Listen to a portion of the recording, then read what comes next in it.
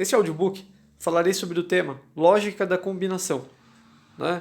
Então, combinação de técnicas no Stick Fight Do é você conseguir associar, né, técnicas diferentes, as diversas técnicas do Stick Fight Do, de uma forma harmoniosa, fluida e dinâmica, né? Então, uma maneira de fazer isso é observar, uma maneira de fazer isso corretamente é observar cada uma das técnicas, né, e identificar nessas técnicas pontos de transição, né, pontos de transição, ou seja, passagem de uma técnica para outra, alguns detalhes das técnicas que permitam uma passagem fluida, né, uma transição fluida entre uma técnica e outra, tá certo?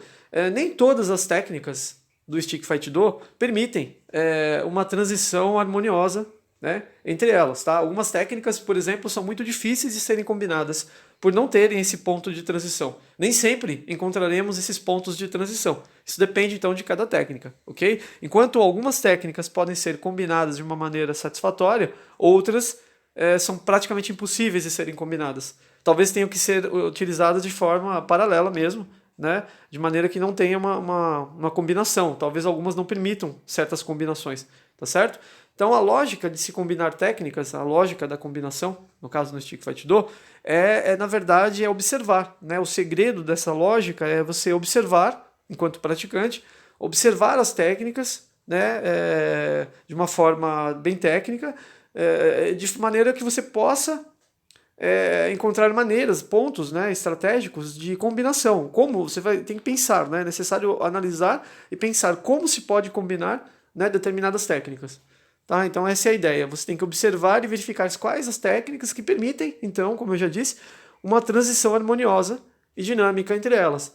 Tá? Então você tem que observar duas ou três, né? Talvez essas técnicas pertençam a níveis diferentes dentro do Stick Fight Do, né? Mas neste caso, quando se fala em combinações entre técnicas de níveis diferentes, eu recomendo isso para praticantes avançados do Stick Fight Do, que já conheço a maioria das técnicas entre os níveis, tá? Para praticantes iniciantes ou intermediários, eu recomendo que façam apenas combinações entre as técnicas de um mesmo nível, mesmo que essas combinações sejam limitadas, tá certo?